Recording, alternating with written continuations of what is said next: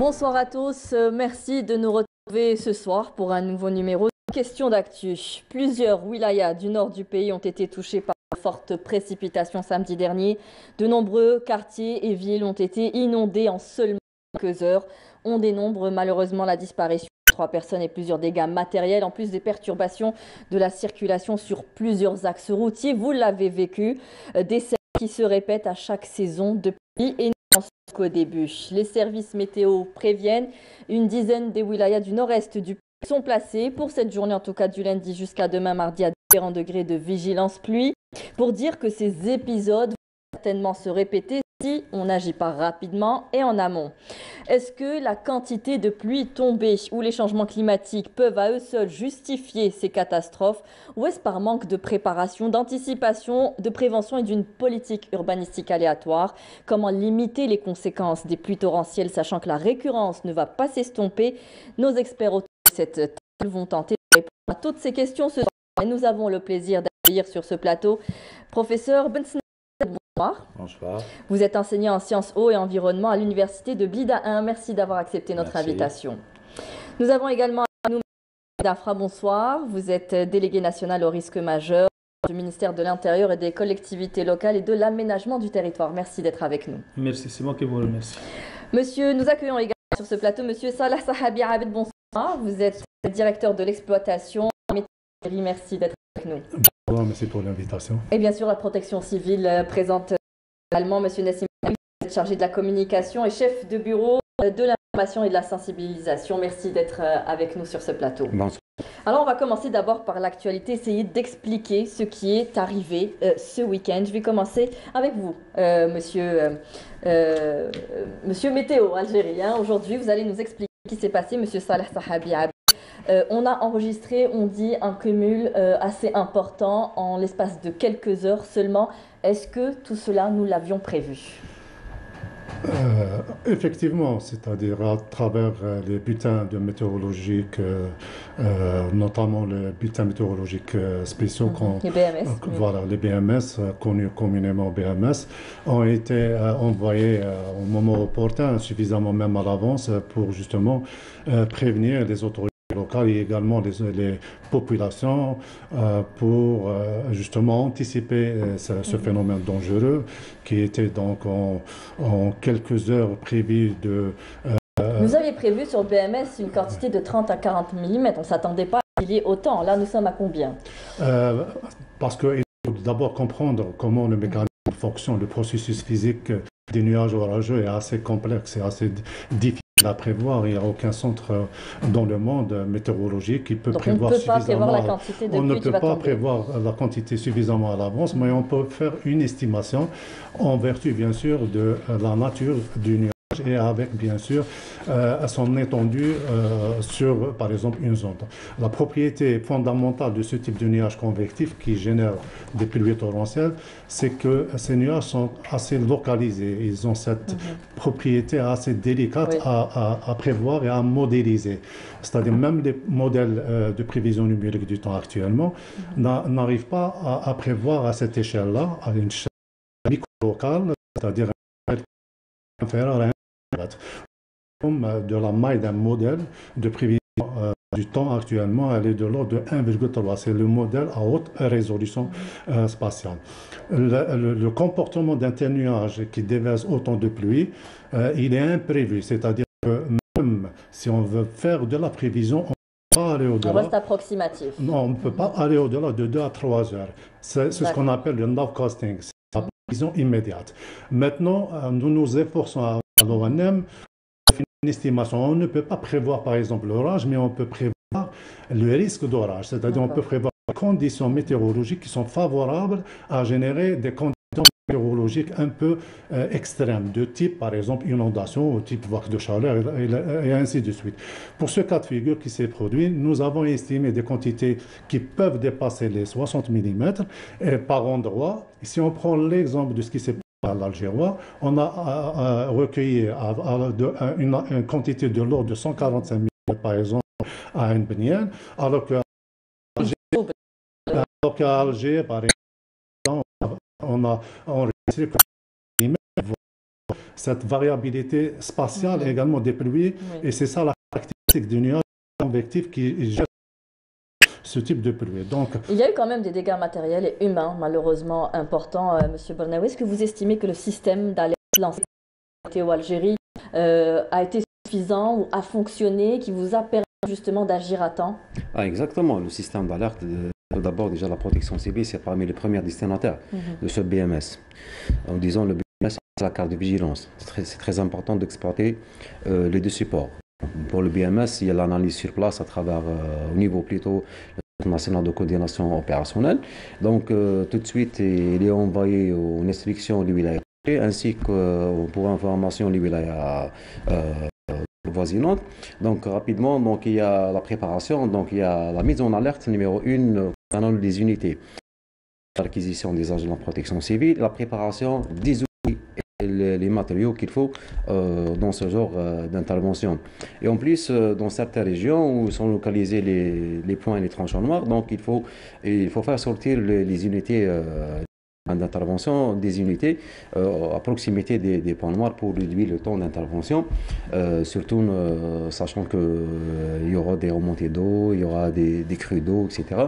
Donc il ne faut pas être victime immobilisé pour sortir rapidement pour aider les citoyens. Vous pouvez nous rappeler le bilan le bilan d'intervention en ce moment, donc, on a eu plusieurs interventions à travers 14 wilayas, exactement, dans l'ouest, centre-ouest, le centre ainsi qu'à l'est du pays. Mais des interventions se sont concentrées dans le centre-ouest. Donc, réalisé à l'Amazona, l'Agéro à travers 24 communes. Il y a eu aussi Bouira, ainsi que Boumboumerdès. Il a eu 3 interventions pour le sauvetage et assistance à des personnes qui ont été coincées à bord de leur véhicule suite à débordement des eaux ou la montée des eaux. Et aussi, il y a eu 138 interventions pour épuisement des eaux pluviales qui se sont infiltrées à travers quelques habitations et édifices publics. Et aussi, les dégâts matériels, quelques effondrements partiels. Il y a eu quelques effondrements partiels, des faux plafonds, murs extérieurs et des glissements terrain. Il y a eu 4 effondrements des maisons précaires à Dararia au niveau de l'Algérois. Et malheureusement, des pertes humaines. On a eu jusqu'à maintenant 2 personnes décédées qui ont été repêchées à Rabbi el-Hammam. Il nous reste une personne qui est toujours disparue. Voilà. Donc c'est le 2e jour des recherches. Demain matin, les équipes spécialisées vont poursuivre les recherches. Oui. Alors nous savons, tout le monde justifie aujourd'hui ces pluies torrentielles par les changements climatiques. Monsieur Afra, aujourd'hui, sommes-nous prêts à affronter ce genre de catastrophe naturelle quand on sait que ça va encore se répéter? On le voit, depuis mai, il y a eu des épisodes aussi avant l'été où on a dénombré également de grandes catastrophes, de grands dégâts matériels et humains malheureusement. Nous le vivons encore aujourd'hui. Qu'est-ce que nous faisons pour limiter les conséquences? Oui, effectivement, l'événement qui vient de se produire récemment relève des événements extrêmes que nous qualifions d'événements extrêmes. Pourquoi extrême? Parce qu'il se produit, c'est un événement qui se produit avec une intensité élevée dans un laps de temps très court et dans un espace aussi très réduit.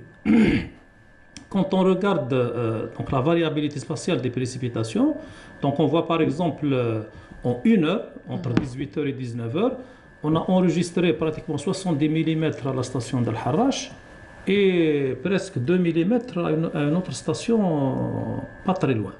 Donc là, il y a la variabilité spatiale de ces précipitations et ça, c'est un phénomène qui est dû au phénomène des changements climatiques. Donc c'est les effets néfastes, c'est les impacts des changements climatiques. On ne peut pas imputer ça qu'au changement climatique. Il y a le facteur humain en amont qui n'a pas été fait, monsieur Afra. En grande partie. Je vais vous dire, vous savez, donc si je prends uniquement la station de Harrach, donc 70 mm entre 18h et 19h.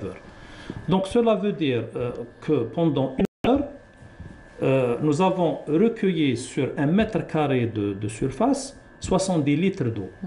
Et si je prends par exemple un quartier de 3 km², j'aurai un volume d'eau qui avoisine les 210 000 m³ par heure.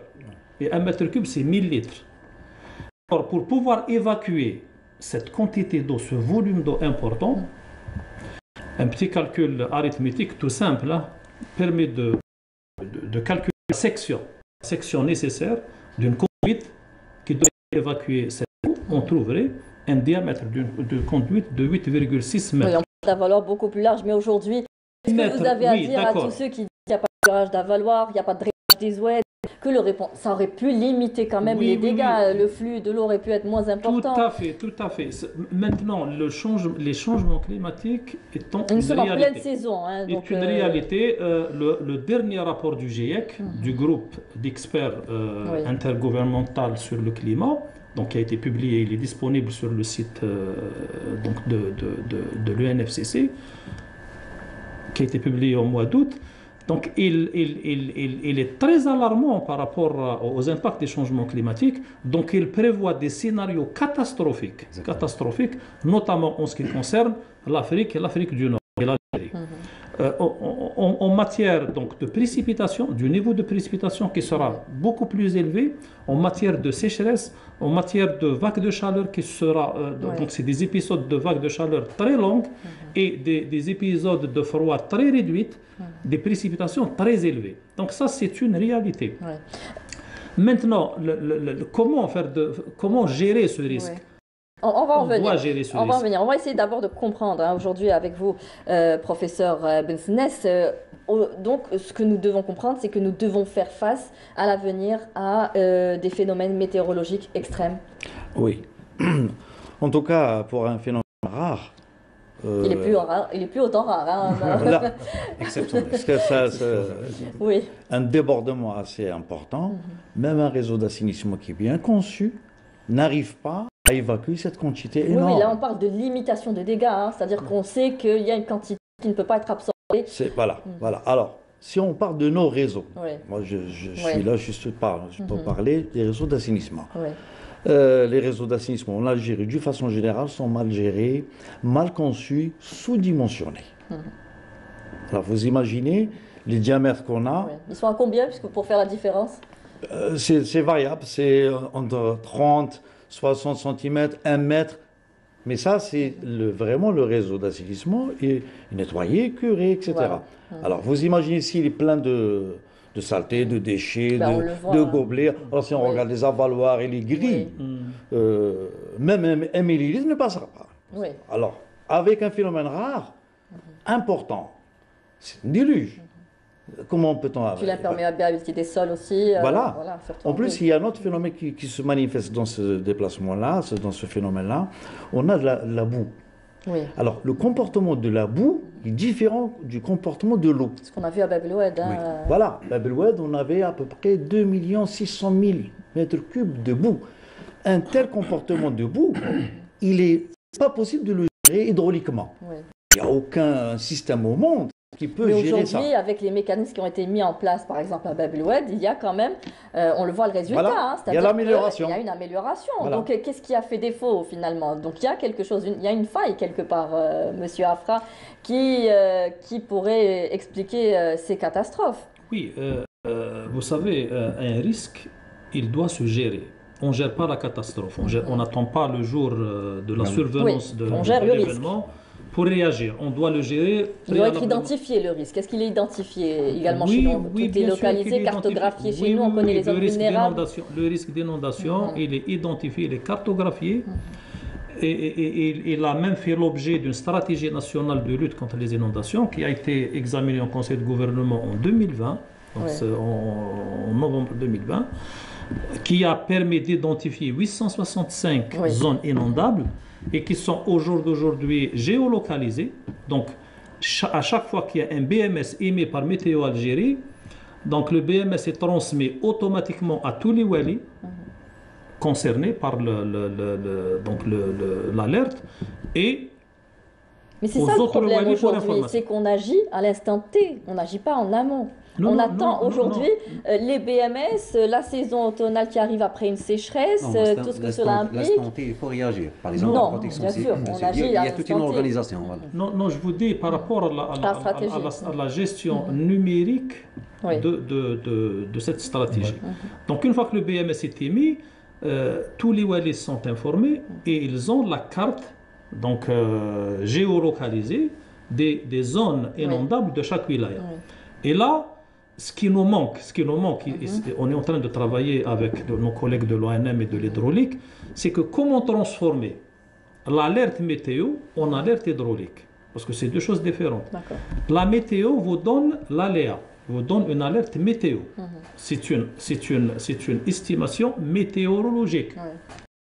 Maintenant, de là à la transformer en alerte hydraulique, c'est-à-dire en inondation, c'est un autre phénomène.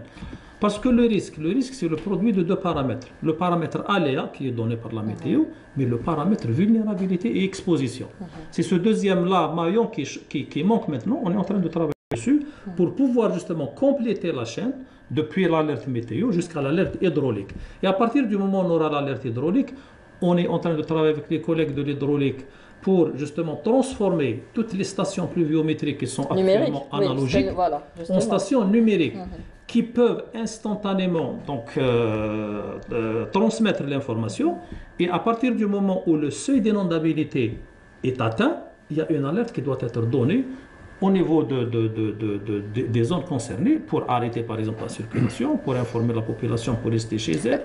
Le souci dans ce genre de cas, pour l'avoir vécu, c'est qu'il y a une coupure de réseau aussi. Donc difficile de contacter également la protection civile par exemple pour agir. Il faut réellement connaître les zones inondables et agir tout de suite, Monsieur Benraoui. Les réseaux sont coupés, ça implique quand même une coupure à tous les niveaux. Ben exactement, ce qu'il a expliqué Monsieur le délégué, donc les zones inondables, elles sont identifiées, donc cartographie, donc même au c'est les régions où on construit au niveau des oueds ou exactement, les régions construisent des zones inondables. Donc, parlons des points noirs, des points noirs. Donc, il faut créer et mettre en place des équipes mobiles à proximité. Prêt à intervenir. Prêt à intervenir à n'importe quel moment. Donc, pour réduire le temps d'intervention et aider les citoyens en temps réel. Ce qui a été fait à Alger, par la direction de la protection civile d'Alger. Donc, qu'est-ce qui s'est passé à Saoula, par exemple? Bon, à Saoula, il y a eu des débordements de Oued Saoula, il y a eu d'énormes quantités des eaux pluviales avec les débordements des oueds, donc des zones inondables. Il y a eu des crues en plein rue, vers Saoula, Bir Khadem et jusqu'à Bab Ali. Donc toute cette zone a été touchée par cette quantité énorme des eaux pluviales, ce qui a créé. Donc voyons la composante de cette région. Donc des oueds, pratiquement c'est des régions pratiquement rurales. Il y a la boue, il y a des oueds. Quand on parle des oueds, on trouve tout. Des déchets, des arbres, etc. Tout le monde qui prend ces débris va les jeter dans l'oued. Donc les oueds qui sont un peu déréglés, et donc c'est tout à fait normal qu'on aura des débordements des oueds. C'est pour ça qu'on voit des chaussées inondées, c'est pour ça qu'on voit des remontées d'eau jusqu'à pas assez de végétation non plus, 50 cm, 80 cm jusqu'à 1 mètre. C'est ça le phénomène. Est-ce qu'on a assez de temps aujourd'hui pour pouvoir agir en amont au service météo Algérie? Oui, vous savez, nous, à Météo Algérie, on suit à peu près les sorties des modèles de prévision du temps à des échelles différentes et qu'on peut même prévoir parfois 3-4 jours à l'avance. Là, le BMS a été émis vendredi. Bien sûr. Pour vendredi. Oui. Non, pas pour vendredi, parce que là, on finalement, il a plu samedi, mais on prévoyait la pluie vendredi. Mais on prévoyait le soir, c'est pour cela, parce qu'il y avait des doutes. C'est un peu court quand même pour agir.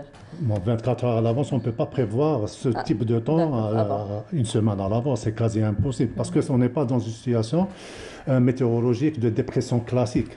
Ce type de phénomène, c'est un phénomène isolé qui peut se produire à n'importe où et à n'importe quel moment. Donc maintenant, on connaissait à peu près les conditions qui sont favorables à la genèse d'un tel phénomène. Et c'est de ce fait-là qu'on a émis un BMS au moment opportun et suffisamment à l'avance, parce que c'était vendredi, pour dire attention, il se pourrait on n'a pas eu le temps de prévenir les citoyens quand même. C'est-à-dire qu'il n'y a pas peut-être assez d'informations et de sensibilisation pour atteindre tout le monde. Vous touchez à un problème important, c'est comment inculquer cette culture du risque aux citoyens. Actuellement, on dispose de la carte de vigilance. Il y a l'unique moyen actuellement utilisé partout dans le monde, c'est utiliser la carte de vigilance avec des couleurs appropriées. Et comment inculquer cette culture du risque? Comment il faudrait peut-être utiliser les réseaux, le téléphone, ou envoyer des messages. On publie cette carte de vigilance même sur le site web, sur les smartphones. On a même mis sur Google Play des applications où on peut consulter même les BMS, alerte BMS. Là, on essaie de faire le maximum pour aider la population et les prévenir en cas de catastrophe. Maintenant, oui, la protection civile a demandé de ne pas sortir qu'en cas d'urgence, mais c'était très juste. Hein, mais 24 heures à l'avance, on ne peut pas faire mieux pour une telle situation. Des phénomènes extrêmes, comme l'a évoqué M. Avara, c'est vrai, il faut s'attendre dorénavant parce qu'à des phénomènes beaucoup plus intenses et beaucoup plus également longs en termes d'intensité et de fréquence. C'est-à-dire qu'on va avoir une situation assez récurrente de ce type de phénomène. Si je prends le cas, par exemple, de 2020, je travaille avec l'Organisation météorologique mondiale en tant qu'expert pour évaluer les dégâts, par exemple, de 2021.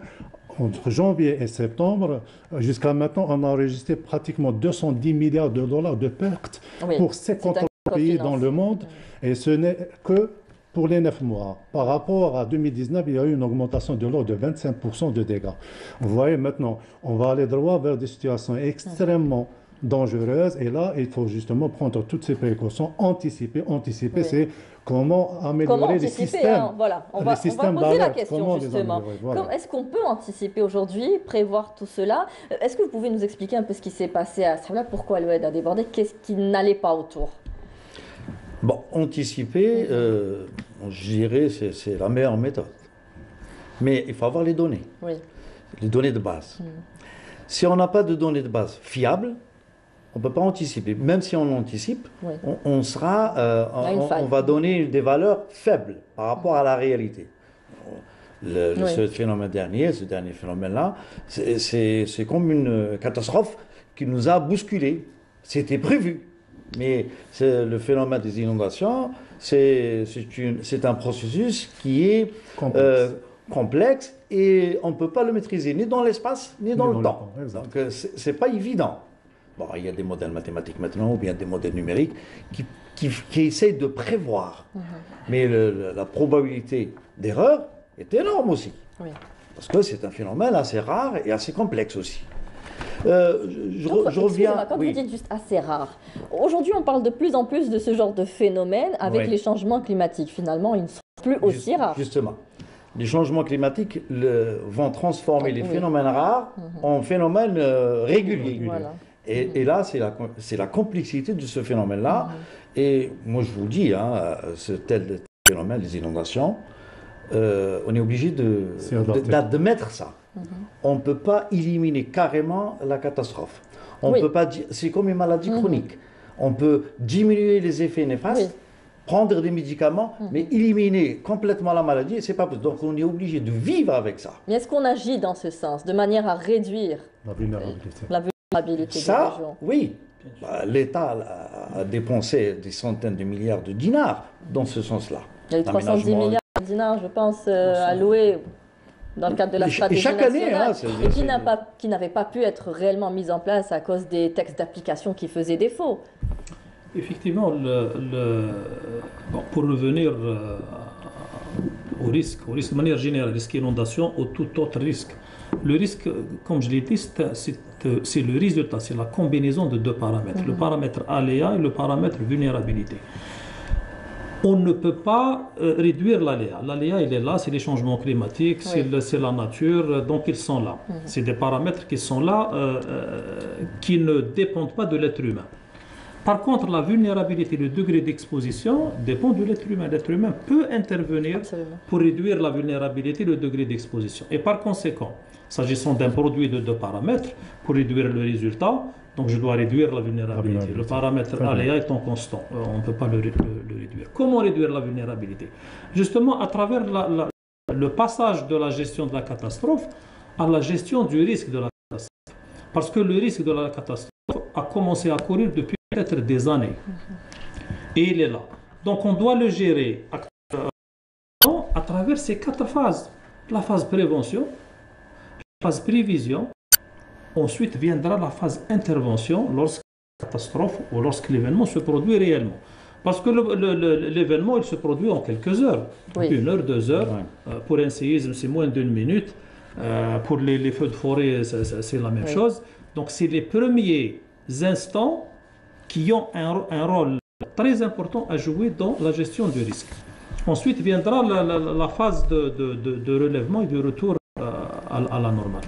Donc maintenant, ce risque, il est là, il est présent, il est omniprésent dans l'espace et dans le temps. Donc nous devons vivre avec et nous devons s'adapter au risque. Comment? En réduisant les vulnérabilités et en se préparant mieux pour justement vivre avec ces risques. Alors parmi les manquements de la stratégie nationale, c'était le côté financier déjà, et puis le ciblage des responsabilités. Est-ce qu'aujourd'hui ça a été revu? Oui, effectivement, après avoir fait le diagnostic sur le dispositif en vigueur, nous avons constaté effectivement que d'abord les objectifs n'étaient pas bien définis en termes d'objectifs stratégiques. C'est des objectifs qualitatifs de réduction des impacts. Deuxième élément, c'est que les responsabilités n'étaient pas définies. Donc on ne sait pas qui fait quoi. De quelle structure, de quel département relève la responsabilité du risque, par exemple, inondation, du risque sismique ou du risque feu de forêt. Tout ça, ce n'est pas défini. Les modes de financement, les sources de financement n'étaient pas définies. Les délais d'exécution n'étaient pas définis. Et aussi le dépassement de cette stratégie par les événements internationaux, notamment le cadre de Sendai. Le cadre de Sendai qui a été donc ratifié par l'Algérie en 2015, suite au cadre de Yougo. Alors que la loi sur la gestion la prévention des risques majeurs et la gestion des catastrophes dans le cadre du développement durable, elle a été élaborée en 2004, donc antérieurement au cadre de Sendai. Donc, après avoir fait tous ces constats, nous sommes allés vers la proposition donc, de nouvelles stratégies, de nouvelles visions qui consacrent justement l'anticipation, qui consacrent l'alerte précoce, qui consacrent la prévention, qui consacrent la prévision. Les responsabilités ont été prédéfinies? Bien sûr. Maintenant, dans le projet de loi qu'on est en train de préparer, qui sera, Inch'Allah, bientôt soumis donc, aux instances, donc fixe les objectifs fixés en termes de réduction des dégâts, des impacts, et ce conformément justement aux objectifs de Sendai, en termes chiffrés sur une période donnée. Donc les objectifs stratégiques sont fixés en termes de réduction des dégâts. Deuxièmement, les responsabilités sont fixées. Chaque département ministériel... Tous les ministères? Pas tous. Vous savez, ministère de l'Intérieur, ministère de l'Aménagement, ministère des Ressources en eau. Bien sûr, nous avons une dizaine de grands risques, quoique dans la révision, nous avons introduit d'autres risques émergents qui sont nés depuis 2004, notamment le risque, par exemple, spatial, le risque cybernétique, le risque lié au transport sanitaire, aérien. Non, il y est déjà. Le sanitaire, il y est déjà depuis 2004. Le risque sanitaire, il y est. Le risque touchant à la santé humaine, la santé végétale, la santé animale. Donc là, les ministères concernés et les institutions en charge de l'alerte précoce donc, sont définis. Et tout ça à travers ce qu'on appelle les plans généraux de prévention. Chaque risque majeur doit faire l'objet d'un plan de prévention qui doit justement définir les niveaux d'aléas, les cartes de vulnérabilité, les cartes d'aléas, les responsabilités des institutions en charge de l'alerte précoce, en charge de l'intervention. Donc tout ça c'est défini dans le cadre de ce projet de nouvelles stratégies et visions. Alors Monsieur Bounsnas, est-ce que face à une telle situation, la gestion des eaux pluviales en milieu urbain doit être revue? Je dirais revue et corrigée. On doit la réinventer. Voilà, il faut s'adapter par rapport à la situation. Tout à l'heure, j'avais parlé du réseau d'assainissement. Vous savez, dans les réseaux d'assainissement, vous avez deux grandes familles. Il y a le réseau unitaire et il y a le réseau séparatif. En Algérie, on adopte le réseau unitaire, c'est-à-dire tout égout. Donc, on mélange les eaux usées d'origine domestique, les eaux industrielles, les eaux pluviales, et ce réseau-là est sous-dimensionné. Oui. Alors, si on avait adopté dès le début des systèmes séparatifs, on aura les usées d'origine domestique à côté et le réseau d'eau pluviale à côté. Et des réseaux d'eau pluviale, on pourrait absorber plus de quantité l'utiliser pour l'agriculture. Oui. Mais ça coûte cher. Donc, nous, déjà, nos réseaux... Ça coûte cher, mais en même temps, les dégâts sont estimés à des milliards de dinars. Mais même pour les phénomènes rares, comme on est en train de parler, même un réseau séparatif côté fluvial ne peut pas évacuer cette quantité énorme. Voilà. On dit que le renouveau passe par une gestion in situ des eaux de pluie. Il s'agit de dérouter une partie de l'eau vers des zones spéciales. C'est possible d'aller aussi vers... On parle de ville éponge. C'est pour absorber. Pour absorber toute la quantité. Mais il faut trouver l'espace aussi. Oui. Et la topographie des villes aujourd'hui, est-ce qu'elle joue en faveur ou en défaveur en notre défaveur avec les inondations? Oui. Pourtant, nous sommes en pente. Ça dépendra de la topographie, bien sûr, du lieu. Donc, si on prend l'Algérois, il est connu, bien sûr, par ses pentes. Et donc, un exutoire vers... Normalement, ce serait plus facile, puisque ça devrait s'évacuer plus facilement, non? Bon, ça, s'évacuer, d'accord, mais il faut voir également le degré d'urbanisation de la ville également, qui joue un rôle. Il n'y a pas assez de surface infiltrable. C'est-à-dire, où vous avez l'eau qui risque d'être absorbée, on a pratiquement bétonné tout. Et là, on assiste à un phénomène d'accélération des pluies torrentielles. Et c'est pour cette raison, on va l'eau cumuler, il est assez volumineux et qui ne peut pas être maîtrisé, ni avec 60 mm, ni avec 200 mm. Bon, heureusement, cette année-là, on a pu sauvé des vies peut-être, si on compare les deux bilans, bien sûr, sur ce plan-là, 2001 avec cette année-là. Dieu merci, on a atteint presque les 1000 victimes en 2001. Actuellement, on est à 3, jusqu'à maintenant, etc.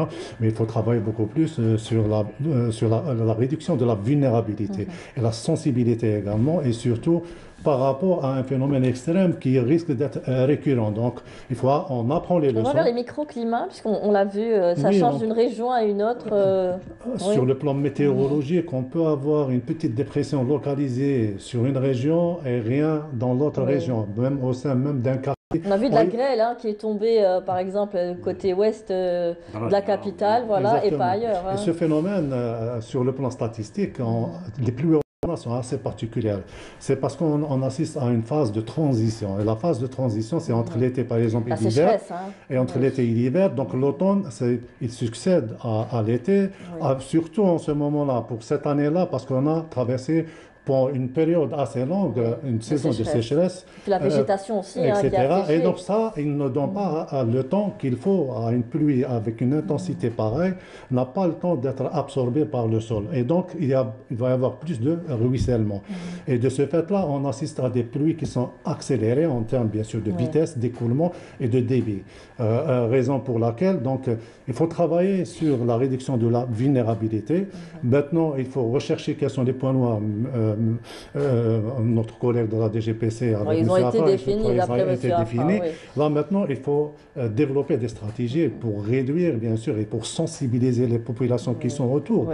Et également, comment informer les populations et comment faire en sorte que la population puisse devienne active, bien sûr, puisse aller se renseigner également sur avoir l'accès à l'information, c'est très important. Oui, l'information. Pourquoi? Parce que il y a de l'information crédible. Il y a également des chaînes de télévision, je ne veux pas citer des noms, où vous avez des informations qui sont complètement à côté de la plaque, qui ne suivent pas vraiment. Savoir aller à la source. Et là, il faut aller à la source officielle. Pourquoi ne pas utiliser les téléphones, envoyer des messages de prévention? L'Office national de la météorologie, justement, élabore des bulletins. Nous sommes des Tout le monde n'a pas cette habitude d'aller consulter le bulletin météo. Peut-être qu'il faut agir au plus près du citoyen. Le bulletin météo, à part le NTV et une autre chaîne privée, c'est les seuls qui font référence et qui utilisent les données météorologiques et les bulletins qui sont élaborés Donc il y a un manque de circulation d'informations. Le reste, je ne sais pas où on ramène cette information-là. Et la population qui suit des fois des bulletins météorologiques dans des télévisions, dans d'autres chaînes, des fois, on n'a pas l'information réelle et crédible et fiable, justement. Et là, la responsabilité reste également à définir. Si on assiste à des dégâts de ce type-là, qui est responsable? Est-ce que c'est les médias qui ont vulgarisé une information qui est complètement fausse et qui ont conduit, bien sûr, à la population de prendre ce risque et de sortir, par exemple, au moment où un BMS est officiellement émis ou pas? Donc, c'est une question qu'il faudra également développer. Monsieur Bernaoui, justement, alors vous avez pris l'habitude d'intervenir maintenant à chaque fois qu'il y a des pluies. J'imagine que vous vous mettez un peu au garde à vous pour agir sur le tas. aujourd'hui entrave votre démarche? Les constructions anarchiques, on a vu les débordements des oueds, la végétation qui manque également et qui a asséché après une période de sécheresse assez longue. Quelles sont aujourd'hui les entraves auxquelles nous pouvons encore remédier? Vous savez, notre mission, c'est le sauvetage des personnes et leurs biens. Donc, sauvetage des personnes. C'est le comportement des citoyens. Donc, dans telle situation, quand on commence à lancer des messages préventifs et pour sensibiliser les citoyens du phénomène. Donc, demain, il y aura des perturbations climatiques, etc. Donc, on appelle à redoubler de la vigilance. Donc, voilà la conduite à tenir. Donc, qu'est-ce qu'il faut faire? Notamment, limiter les déplacements. Et Dieu merci, c'était samedi, c'est pas dimanche. Voilà, parce que si c'était dimanche, 16h, 18h, les écoliers, les travailleurs qui sortent, etc. Donc c'est le comportement. Ce qui a permis en fait de limiter les dégâts, c'est le week-end. Et même quand ça a commencé, on a eu des premières interventions dans la radio locale, c'était le Badja, surtout la Gélois. On a commencé à donner des conseils préventifs. Voilà les régions qui ont été touchées, les premières régions, notamment Draria, Saoula, Berkhadam. Il ne faut pas y aller, il faut temporiser jusqu'à nouvel ordre, jusqu'à qu'on donne des bonnes nouvelles. Mais même comme ça, on a eu une foule énorme des automobilistes dans les rues, avec la remontée des eaux, donc la circulation perturbée. Heureusement, on avait des unités mobiles sur place, et donc on avait besoin du renfort pour envoyer des unités, on avait du mal à y accéder. Et donc même, je me rappelle, c'était entre un quart d'heure, 20 minutes, on a eu des interventions sur la radio locale Badja, ainsi que les radios nationales, et même les chaînes de télévision, on leur a demandé d'annoncer sur la bande rouge. C'est très rapide, hein. C'est-à-dire que dès que la pluie commence à tomber, c'est en l'espace de quelques secondes que les eaux se déchaînent. Hein. Exactement, c'est ça. Monsieur Sahabi a parlé d'une chose très importante. Actuellement, maintenant, il faut que les citoyens apprennent à lire et à suivre la carte de vigilance et le BMS, dès qu'elle commence jusqu'à la fin. Est-ce qu'il ne faudra pas cibler même les zones inondables, les mettre en rouge? On est en train de cibler. Dans le travail, on est en train de cibler. C'est vrai qu'il reste un travail de fond à faire, un grand travail à faire. Mais actuellement, le citoyen, il faut qu'il suive. Il y a un travail qui se fait avec tous les citoyens, avec les écoliers. Par région, le phénomène est expliqué. C'est rarement où on peut localiser, c'est-à-dire les gens qui seront touchés par rapport. C'est en instant T. Mais avant le déclenchement de ce phénomène, donc le citoyen, il faut qu'il sache Alger, Annaba, Oran, At-Taraf, Sawilaya, c'est une zone à risque, c'est une zone inondable. Le risque de l'inondation, c'est un risque majeur en Algérie. C'est comme les feux de forêt, le séisme. Il faut s'adapter, il faut y vivre, il faut connaître qu'est-ce qu'il faut faire. Oui, c'est ça, hein, connaître ce qu'il faut faire, c'est toute la question. Hein. On parlait des dégâts du gouffre financier que ça a impliqué. Entre 2004 et 2019, Monsieur Afra, les inondations ont coûté à elles seules 374 milliards de dinars, ce qui représente 60% du montant total des pertes, qui est de 545 milliards de dinars. Est-ce qu'aujourd'hui, nous avons trouvé ce mode de financement qui posait problème auparavant pour pouvoir justement mettre les bons mécanismes en place, hein? Vous le disiez tout à l'heure, Monsieur Mtsnes, ça coûte cher aujourd'hui de mettre les installations. Est-ce que vous avez justement mis au clair dans la stratégie? Justement, en adoptant le principe, vaut mieux prévenir que guérir. C'est-à-dire, la règle internationale donc stipule qu'un dinar, un dollar investi en prévention, permet d'économiser jusqu'à 8 dinars en intervention. Pardon, jusqu'à 10 dollars dans le dernier rapport de l'Organisation météorologique mondiale. Donc un dollar investi dans la prévention, je veux dire économiser 10 dollars. Donc on est monté jusqu'à 10. Dans la nouvelle stratégie, qu'est-ce qu'on a proposé? C'est que donc on prend on a pris comme hypothèse donc 40 milliards de dinars de dégâts par an. Parce que si vous divisez le montant sur les 16 ans, donc de 2004 à 2019, le montant qui a été dépensé, donc on le divise sur la durée de la période, donc on va avoir l'équivalent de 40 milliards de dinars par an.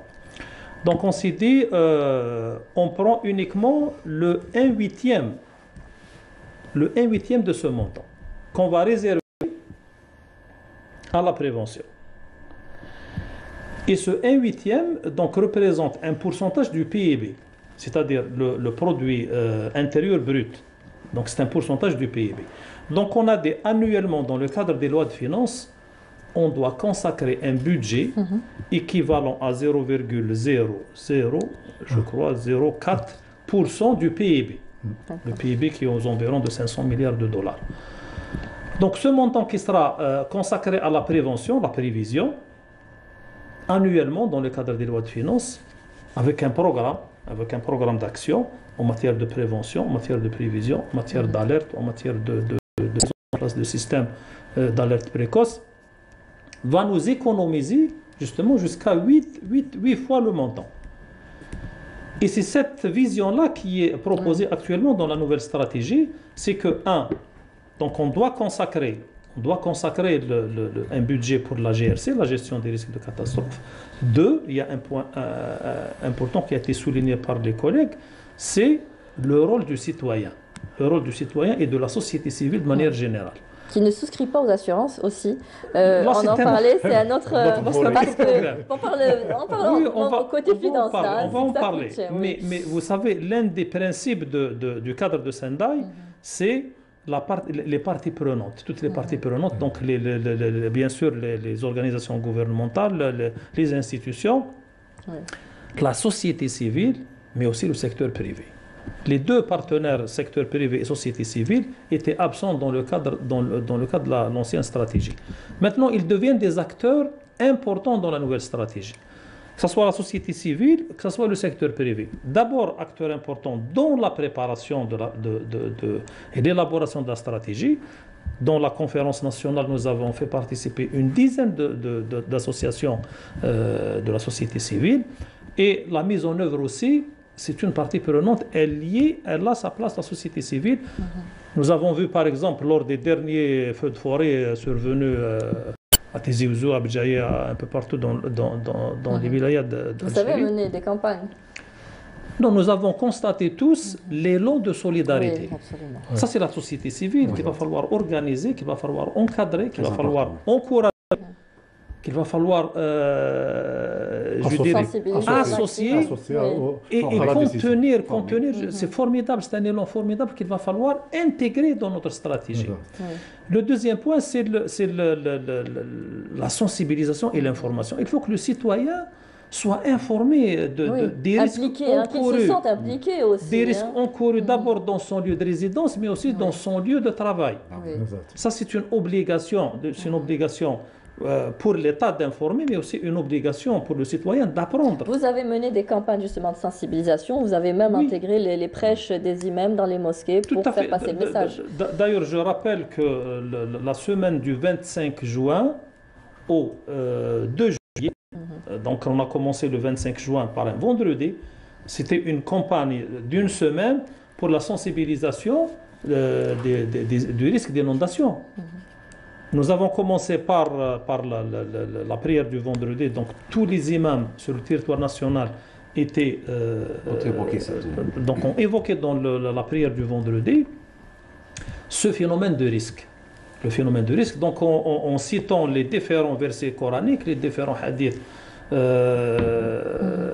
qui parlent de la prévention, qui parlent de la préservation de la vie humaine et qui parlent justement de la contribution du citoyen à la préservation de l'environnement. Tout ça, c'est des il y a des lois aujourd'hui pour justement respecter notre environnement, mais on les voit bafouer complètement. Il n'y a pas cette application, il n'y a pas cette force de loi. Monsieur Bensness, on le disait tout à l'heure, la prise en considération des changements climatiques est un point essentiel dans le plan d'aménagement des oueds, par exemple, mais on le voit toujours, il y a toujours des constructions anarchiques autour des oueds. Est-ce qu'aujourd'hui, nous pouvons encore agir à ce niveau-là? Est-ce qu'on a encore une marge de manœuvre ou est-ce qu'il faudra agir avec et s'adapter encore une fois à cette anarchie? On doit agir. On n'a pas le choix aussi. Je voudrais parler d'un point. On voulait développer à l'université, repenser les villes. Regardez, nous avons une caractéristique des villes algériennes, c'est des villes allongées. Étalées. Et des villes allongées, du point de vue assainissement, c'est pas bon. Parce que si je prends par exemple une pente de 3 pour 1000, je traverse le grand boulevard, qui fait des fois 2 km, on va creuser 6 mètres. Et un tel réseau, il n'existe pas. On ne peut pas creuser 6 mètres pour placer une conduite d'assainissement. L'assainissement qui regroupe et les eaux usées d'origine domestique et les eaux pluviales. Donc on a commencé à repenser la conception de la ville, les nouvelles villes. Il faut associer les universitaires. Hein, il faut ça. Il faut, la meilleure forme, meilleure forme d'une ville, c'est carré. Carré parce qu'on a l'étendue est faible, maîtrisable. Donc si je place mon réseau d'assainissement, il ne sera pas très long. Sinon, j'aurai un problème de pente. Je vous informe que le grand problème en assainissement, c'est la pente. On ne peut pas proposer une grande pente. Si par exemple je prends Salambé, c'est vraiment une grande pente. Ce n'est pas bon pour l'assainissement.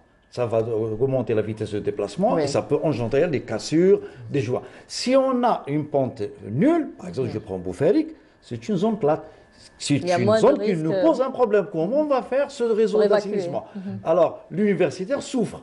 Il propose une pente modérée, pas trop faible, si elle est trop forte. Donc, il va creuser beaucoup. On ne va pas creuser pour l'assainissement 6 mètres quand même. Ce n'est pas du pétrole quand même.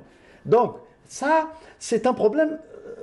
On est en train de penser la conception, même dans notre formation universitaire. Les hydrauliciens qu'on forme, jusqu'à maintenant, ils ne font pas la gestion des risques. Ce n'est pas intégré encore. Ce n'est pas intégré. Bon, si l'enseignant a la volonté, il peut parler de ça. Gérer une pénurie d'eau. On a souffert. Oui. On en souffre encore. Et bien, l'hydraulicien conforme n'est pas au courant comment gérer une pénurie d'eau. Comment gérer une catastrophe naturelle. Ben, il fait l'information hydrologique, mais la gestion, on ne l'a pas. Elle n'est pas dans le programme. Ça, il faut revoir le programme universitaire, surtout pour les hydrauliciens. Est-ce que justement la recherche scientifique est intégrée également dans votre stratégie, hein? Est-ce qu'il y a ce pont entre... Justement, dans la nouvelle stratégie, donc il est intégré trois nouveaux articles sont intégrés. Un, c'est l'obligation d'instituer l'enseignement des risques majeurs au niveau des 3 paliers, donc le primaire, le secondaire et l'universitaire. Oui. Ça, c'est la première Faire des exercices, hein, des simulations, comme on le voit. Les simulations, elles sont déjà intégrées. Sont déjà intégrées dans le cadre de peut-être intégrées, mais pas appliquées. Hein. Bon, on a quand même... Non, on a organisé l'année passée. C'était déjà on a organisé l'année passée. Les écoles font des simulations, par exemple, de séisme ou de comment agir. Déjà, on l'a fait déjà. L'année passée... c'est ponctuel. Hein. On a fait à Boumerdès pour simuler un séisme. C'est ponctuel. C'est pas intégré dans le programme, c'est-à-dire que non, pas dans les programmes d'enseignement. D'accord. C'est maintenant qu'on l'a intégré, donc l'obligation d'instituer un enseignement des risques majeurs au niveau des 3 paliers. La deuxième chose, c'est on a proposé la création d'une entité de recherche dédiée aux risques majeurs, à vocation intersectorielle. Jusqu'à maintenant, nous avons une trentaine de centres de recherche qui sont tous à vocation sectorielle. C'est la première fois on propose donc une entité de recherche à vocation intersectorielle, parce que les risques majeurs, c'est intersectoriel. Alors, il y a eu cette information l'année dernière, pour 2020, où le ministère des Ressources en eau avait annoncé l'installation d'une commission nationale regroupant les différents secteurs environnement, transport intérieur et enseignement supérieur. Est-ce que ça a été fait ou pas? Oui. C'est ce que je vous ai dit. C'est dans le cadre de ce groupe de travail, donc il a fait ces propositions. D'instituer les enseignements de graduation, mais aussi de post-graduation pour les risques majeurs, de créer une entité de recherche à vocation intersectorielle et justement de lancer aussi ce qu'on appelle les programmes de recherche, programmes nationaux de recherche PNR. Il faudra leur donner les moyens aussi. Hein. Non, les moyens, ça existe, les moyens. Les programmes sont financés. Pour la recherche. Il y a ce qu'on appelle le fonds, le FNRSDT, le Fonds national de la recherche scientifique et de développement technologique, qui est là et qui ne demande qu'à fonctionner. Vous savez que actuellement le secteur de l'enseignement supérieur est en train de préparer le programme quinquennal 2022-2027, le programme de recherche 2022-2027, et à ce titre, donc le secteur de l'enseignement supérieur est en train d'organiser des réunions avec les différents secteurs. Avec notre secteur, le ministère de l'Intérieur, donc la réunion est programmée pour bientôt. Et là, nous avons tout un programme qui a été examiné au niveau du CSP, du comité sectoriel permanent, et qui va être soumis au secteur de l'enseignement supérieur pour être pris en charge, que ce soit dans le cadre des programmes nationaux de recherche ou bien dans le cadre des programmes qu'on appelle à impact Et il est à souhaiter socio-économique. que les recommandations soient prises en compte. Vous avez fait d'ailleurs, vous avez organisé une conférence nationale des risques majeurs il y a 6 mois maintenant. Il y a eu plusieurs recommandations. Est-ce que ça a été pris Tout à en fait, compte? tout à fait. Donc la conférence qui s'est déroulée le 27 et 28 mars 2020, c'était justement pour faire le diagnostic. Oui. Le diagnostic de la situation en associant, il y avait 300 experts qui étaient présents, y compris une dizaine... L'université était associée? Ah, c'est surtout les universités. D'accord. Les universités, les centres de recherche Oui. et même nos experts algériens établis à l'étranger qui ont été associés. Donc, qui ont participé activement à cette conférence, donc avec des communications, avec des conférences, avec des idées, avec des propositions. Et suite justement à cette conférence, plus de 130 recommandations ont été émises. Et ces recommandations ont fait l'objet d'une intervention du ministre de l'Intérieur au niveau du Conseil de gouvernement et qui a ordonné l'installation justement d'un groupe de travail chargé de mettre en œuvre ces recommandations dans le cadre d'un plan d'action à court, moyen et long terme. Et le court terme, justement, c'est la révision de la loi et l'élaboration des plans de prévention qui sont en cours actuellement. Et la mise en application des textes, bien évidemment, qui Justement- fait défaut. Hein, justement, sur les le- 30 textes, il y avait quoi, 4 Il y avait- il y étaient, avait- oui, 4 oui, seulement depuis qui étaient, 2004. oui. Mais aujourd'hui, je Attends, vous dis, au oui. jour d'aujourd'hui, la loi, elle est prête pour être proposée avec 8 plans de prévention qui sont prêts. En attendant que la nouvelle stratégie soit appliquée, aujourd'hui, on doit faire avec cette nouvelle fréquence des orages ou de ce nouveau changement climatique. Est-ce que justement on peut prévoir la fréquence de ces pluies? Prévoir la fréquence avec un chiffre exact, ça, c'est Non, pas un quasiment chiffre exact, impossible. mais au moins avoir Mais une ce qui idée. est sûr, pour ce qui est bien sûr sûr, pour tout ce qui est maintenant évolution du climat, donc il n'y a aucun doute, si les données scientifiques ne laissent aucun doute planer là-dessus. Donc il faut, le groupe intergouvernemental sur l'évolution du climat, même dans ses rapports, il y a eu un rapport la semaine dernière sur le climat en Afrique et les projections futures. Là, c'est sans équivoque, on est certain qu'on va aller vers l'accentuation des phénomènes extrêmes. En termes d'intensité, si je parle par exemple des précipitations ou des inondations, pour les vagues de chaleur, c'est-à-dire plus intenses, plus longues en termes de période, etc. Si je parle également d'autres phénomènes météorologiques extrêmes, de type par exemple rareté de pluie ou sécheresse, on va avoir également l'accentuation. Donc Rapidement, l'Algérie, s'il vous plaît, on arrive au terme de oui, l'Algérie, c'est un pays au même titre que le nord de l'Afrique, va subir également des situations d'extrême, de phénomènes météorologiques qu'il faudra gérer avec, bien sûr, en associant tous les partenaires et tous les secteurs ensemble, bien sûr. Est-ce que tous ces changements demandent à la protection civile d'aujourd'hui de s'adapter également et d'avoir de nouveaux moyens d'intervention? Bah oui, c'est tout à fait normal. Donc, il y a des moyens d'intervention ainsi que tout ce qui est études avec une coordination avec la délégation nationale. Il faut savoir qu'on a toute une direction de prévention, une sous-direction des risques majeurs à la DGPC. Donc, il y a tout un travail qui est actualisé chaque année. Ça, c'est très important. Et concernant l'intervention, c'est les plans RSEC qui seront mis à niveau chaque année aussi. Donc, Qui doivent être vus, hein, d'ailleurs, les aussi, plans il faut mettre à adéquat les moyens aussi d'intervention. absolument. C'est très important. Donc aujourd'hui, pour clore, hein, Monsieur Bounsness, à vous le terme, avons-nous les moyens de limiter les dégâts à l'avenir? On doit s'attendre à des pluies, bon, c'est en tout cas encore ce mois d'automne. Comment allons-nous intervenir? Sommes-nous prêts à agir? Et quelles sont les choses qui n'ont pas été faites et qui devraient être faites? Il est temps. Il est Oui. temps. Ça, c'est la première leçon, c'est le premier incident qu'on a eu. On peut intervenir, on peut diminuer les effets néfastes des inondations en corrigeant le recalibrage En des drainant, ouverts, en curant, nettoyant, oui. on informe le Oui. citoyen. Il y a aussi le rôle des S'il y a un collectivités BMS, locales, par hein. exemple, le citoyen. Oui. S'il y a un BMS, le déplacement à l'extérieur, inutile, pourquoi il se déplace? Parce qu'il n'a pas eu l'information. Même s'il a l'information, Oui. des fois on se comporte comme que c'était rien du tout. Donc même le comportement psychologique du citoyen, Oui. à revoir aussi. Mais nous, ce qu'on peut dire, que le risque qu'on va prendre, c'est un risque obligatoire. On ne peut pas l'annuler. Le risque zéro, là, c'est pas possible. Oui. On va admettre ça et on va vivre avec ça, mais On peut le réduire. atténuant. C'est ça. On parle de- Atténuant, voilà. On parle de réduire, hein, Monsieur Afra, le mot de fin vous revient. Aujourd'hui, on s'attend encore à des précipitations de ce genre.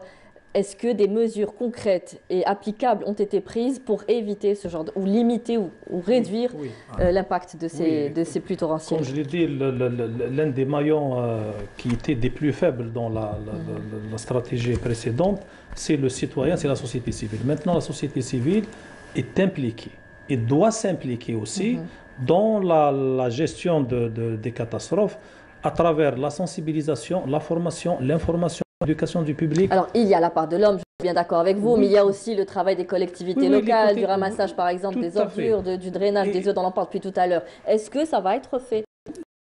Apparemment, ça n'a pas été fait. Non, c'est fait. Ça n'a pas été fait. Il se fait. Quand on voit tout ce qu'il déverse, oui, il se fait, mais le citoyen aussi, et là, comme je dis, ça part de responsabilité dans tout ça. Il faudrait aussi qu'il trouve les endroits où, appropriés, où on doit aussi déposer justement, déchets. dans le cadre de cette stratégie, donc tout ça est défini, doit être mis en œuvre après. Donc en définissant le temps bien presse, sûr. hein, monsieur Afra, vous êtes d'accord, entre-temps il y a des pertes humaines. Oui, mais il faut se préparer à faire face à ces risques qui vont être des plus fréquents avec une intensité élevée. Donc nous devons s'adapter à ces risques à travers justement une éducation, à travers un comportement. Il faudrait sévir aussi, hein, puisque vous parlez du comportement du citoyen.